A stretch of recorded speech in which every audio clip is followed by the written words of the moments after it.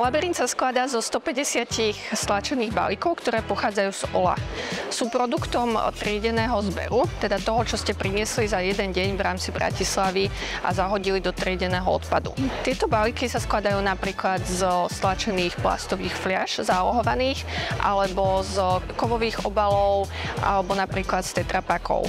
Tento labyrint ukazuje odpad v istej fáze jeho spracovania. Symbolizuje svojimi uličkami a v strede umiestneným stromom cestu za zelenšou budúcnosťou v rámci životného prostredia a celej našej planety.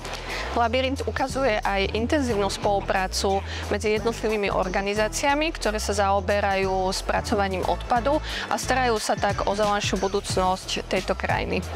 Balíky, ktoré sú použité na dočasnú inštaláciu v rámci podujatia Biela noc, budú ďalej následne pokračovať vo svojej ceste a napríklad zálohované plastové fľaše poputujú do 3DC centra, kde budú následne ďalej spracovávané, aby sa z nich mohli stať nové plastové fľaše.